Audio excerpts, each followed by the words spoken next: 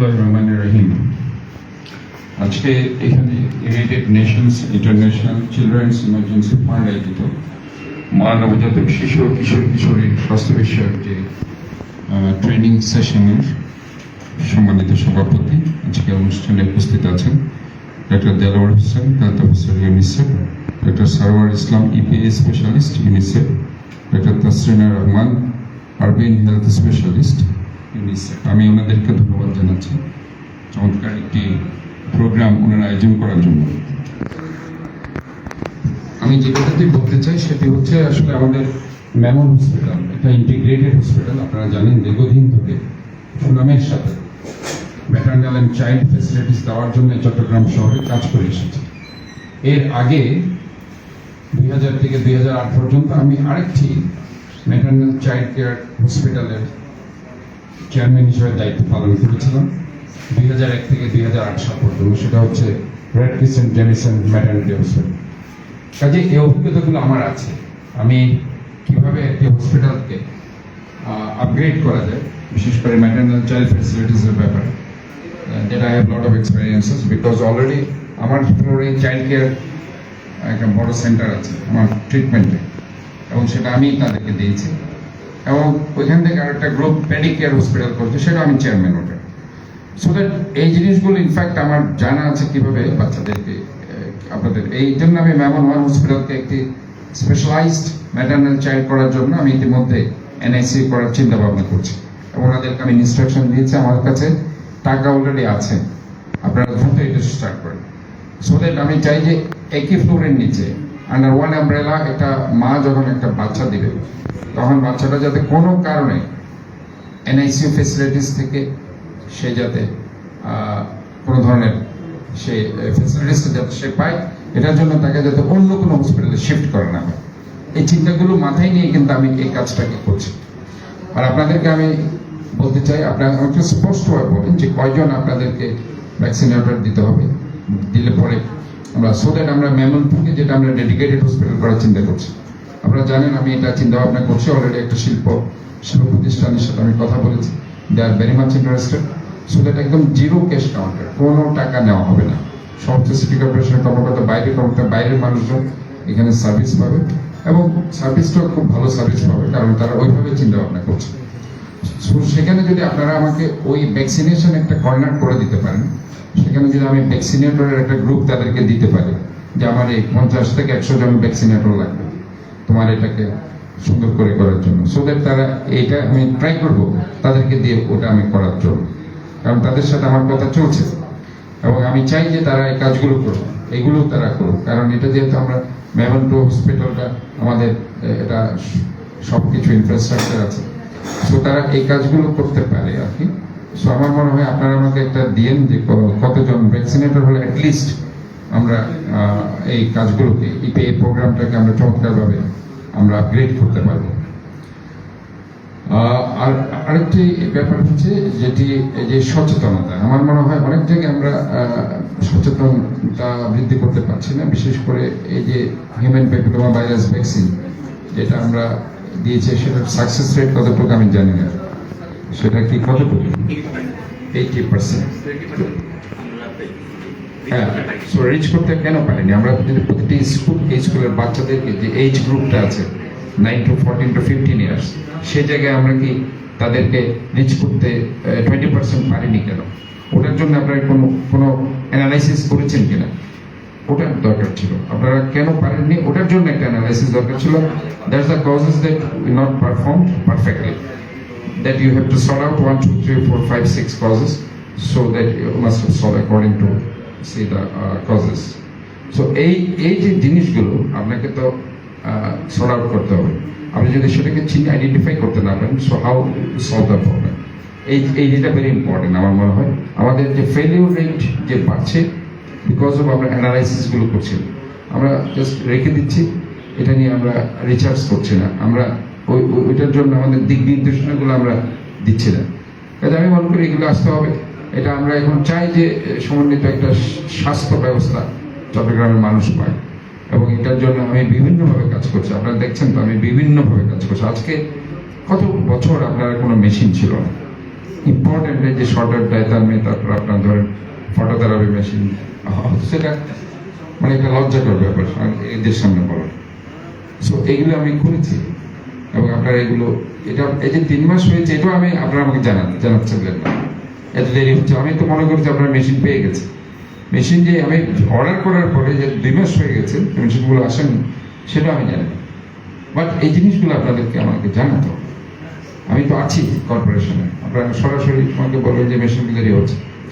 ঠিক একইভাবে এনআইসিউর ব্যাপারে আপনারা কথা বলেন, আমি ফাহিমকে বলে দিয়েছি, রাসেলকে বলে দিয়েছি, তারা এখানে দরকার হলে আসবে। তারা যেহেতু অসম্ভব এক্সপিরিয়েন্স আছে এনআইসিউর ব্যাপারে, তারা প্রায় 4-5টা সেন্টার করেছে, সো দ্যাট মাসিক হসপিটাল তো তারা করেছে। সো আপনারা তাদের একটু বুদ্ধি পরামর্শ নিয়ে দ্রুত সেটা, কারণ টাকাটা আছে আমাদের, আমি বারবার বলছি ওটার জন্য আমার একটা ফান্ড আছে, ওই ফান্ড যেহেতু আছে আমরা কাজটা শুরু করি, ওটার জন্য এনআইসিউ স্পেশালিস্ট লাগবে। আমাদের তো শিশু রোগ বিশেষজ্ঞ আছে, এর বাইরেও যদি আমরা মনে করি যে এনআইসিউ স্পেশালিস্ট থাকবে তাহলে এটাকে আমরা প্রমোট করতে হবে যে আমরা এই ফেসিলিটিসগুলো এখানে এনশিওর করছি। আমি চাই যে এটা 1 নম্বর হসপিটাল হয়ে যাক ম্যাটারনাল চাইল্ড ফেসিলিটিসের জন্য। মা শিশু হসপিটাল আছে, সেটা একটা বড় হসপিটাল, কিন্তু এই লেভেলে, এই শহরের এই লেভেলে যে আমরা যাতে এই সেবাটাকে এনশিওর করতে পারি। এবং ভ্যাকসিনেশন আমি আবারও বলছি, আপনারা একটা আমার ভ্যাকসিনেটর লাগবে, এটা আমি একটা প্রস্তাব দিব। তাতে যদি তারা রাজি হয়ে যায় তাহলে আশা করি এই প্রবলেমটা আমরা কিছুটা হলে আমরা সলভ করতে পারবো বলে আমরা আশা করছি। তো যাই হোক, আমি আপনাদেরকে এটাই বলছি যে আমাদেরকে আসলে স্বাস্থ্য সেবা নিয়ে আমরা কাজ করছি। ইতিমধ্যে একটি বিদেশি প্রতিষ্ঠান, জিউনিক্স, চাইনিজ বেসড একটি প্রতিষ্ঠান, তারা আমাদের সাথে কথা বলেছে। তারা গতকালকে মিটিং করেছে। তারা প্রত্যেকটা ওয়ার্ডে একটা করে তারা সেন্টার করবে। ওই সেন্টারে তারা যে কোনো কেউ আসলে পরে থাম্ব ইমপ্রেশন, তারা একটা সিস্টেম ডেভেলপ করছে। থাম্ব ইমপ্রেশন দিলে তাদের ফুল বডি একটা অ্যানালাইসিস করে তার কি সমস্যা, তাকে লিভারের সমস্যা না কিডনিতে সমস্যা, হার্টের সমস্যা, ওইভাবে তারা ওই চিকিৎসাগুলো তারা দিয়ে যাবে।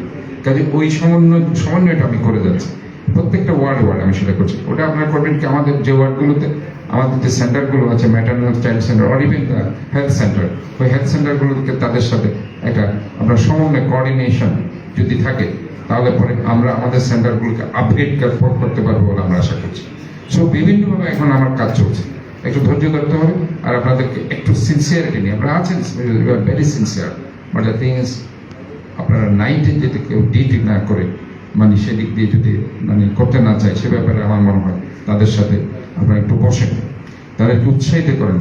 রাতে দরকার হলে আমরা তাদেরকে যে ফ্যাসিলিটিস দেওয়ার সেই ফ্যাসিলিটিস আমরা এনশিওর করবো, বাট ওই experience and those are specialist, তাদেরকে আমাদেরকে নাইটে অন্তত পক্ষে ডিউটিতে রাখতে পারলে আমরা কিছুটা হলো জনগণকে সেটা এনশিওর করতে পারবো যে রাত্রে আমার কিছু সেবাটা আমরা দিচ্ছি। সো ওই কি লাগবে আমাকে বলবেন যে একটা অ্যাম্বুলেন্স দরকার হতো, এটা দরকার, এটার জন্য হচ্ছে না। সো আমি সেটা প্রোভাইড করার জন্য অবশ্যই আপনাদেরকে আমি কথা দিচ্ছি। ডাক্তারদের যেটা দরকার হয় রাতে, যাতে কোনো ডাক্তার ইনসিকিউর ফিল না করে, সেই জন্য যেটা করার ইনশাল্লাহ আমি সেটা করবো, চিন্তা করবেন। আমি চাই যে আপনারা, যেটা আমি একই কমিউনিটির মানুষ, আমি জানি, আমি ছোটকাল থেকে রাজনীতি, মেইন স্ট্রিম রাজনীতির আগে আমি কিন্তু ডাক্তারদের রাজনীতি করে বড় হয়েছি, তারপরে আমি মেইন স্ট্রিম রাজনীতিতে এসেছি। কাজে এই জন্য আমি ডাক্তারদের সমস্যাগুলো আমি জানি। আমি অনেকবার বিএমএতে ছিলাম, বিএমএর জয়েন্ট সেক্রেটারি ছিলাম, বিএমএ ইভেন অ্যাক্টিং সেক্রেটারিও পরে পালন করেছি। সো দ্যাট, এবং ডক্টর অ্যাসোসিয়েশন বাংলাদেশের আমি একদম জন্মলগ্ন থেকে আমি দায়িত্ব পালন করছি। কাজে এই জিনিসগুলো ডাক্তারদের বিভিন্ন সমস্যা নিয়ে আমি বিভিন্নভাবে কাজ করতে হয়। সো দ্যাট আপনাদের এই সমস্যাগুলো রাতের, বিশেষ করে নাইট ডিউটির ব্যাপারে, কারণ নাইটে যদি আমাদের কোনো বিজ্ঞ ডক্টর না থাকে, সেক্ষেত্রে কোনো অ্যাক্সিডেন্ট হলে এটার দায়িত্ব কিন্তু আসলে কেউ এড়াতে পারবে না। এটা আপনার ইহকালে যেমন আপনাকে সেটা পোহাতে হবে, পরকালেও সেখানে পোহাতে হবে, এটার কোনো এক্সকিউজ কেউ দিতে পারবে না। কাজে আমার মনে হয় এই জিনিসগুলো আমাদেরকে চিন্তা করতে হবে, এবং আমরা যদি সবাই মিলে একটা সমন্বিত প্রচেষ্টার মধ্যে আমরা কাজ করতে পারি, সো দ্যাট আমরা আমাদের যে টার্গেট, চট্টগ্রামকে একটা ক্লিন, গ্রিন, হেলদি সিটি, এবং আমরা maternal mortality rate and infant mortality rate that should be minimized, within short time. এটা অলরেডি আমার মনে হয় কতটা আছে, infant mortality rate, so that should be minimized. So that is very important, এবং according to that we must work together.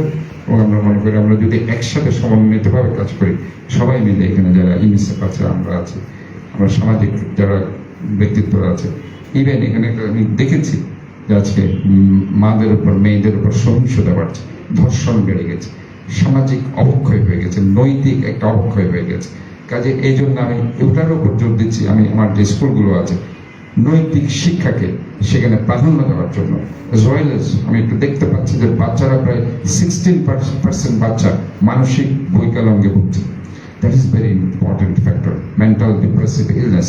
সেটা নিয়ে আমি কাজ করার চিন্তা করছি। প্রত্যেক স্কুলে যাদের একটা চাইল্ড সাইকোলজিস্ট, তারা অ্যাপয়েন্টমেন্ট দিয়ে সেখানে যদি অ্যাটলিস্ট প্রতিদিন আসতে না পারলেও উইকলি 2 days তারা যদি সেখানে ভিজিট করে, এবং চাইল্ড হেলথের মাধ্যমে চাইল্ড হেলথ কার্ড সেটা চালু হবে within short time. Child health আমরা করছি কেন, যে ছোট বাচ্চাটা যাতে স্কুল থেকে শিক্ষা নেই যে আমি ময়লাগুলো রাস্তায় ফেলবো না, আমি ময়লাগুলো সুনির্দিষ্ট ডাস্টবিনে ফেলবো। এই শিক্ষাটা যদি আমরা স্কুল থেকে দিতে পারি, সো দ্যাট আস্তে আস্তে আমরা শহরটাকে যেভাবে একটা ক্লিন গ্রিন হেলদি সিটি চিন্তা করছি, আশা করি সেটা ইনশাল্লাহ আমরা সবাইকে নিয়ে করতে পারবো। যে এই শহরটা শুধু আমার একার শহর নয়, এই শহর আমাদের সবার শহর। এই শহরকে সুন্দর রাখার দায়িত্ব আমাদের সবার, এবং এই শহরকে একটা হেলদি সিটি করার দায়িত্ব আমাদের সবার।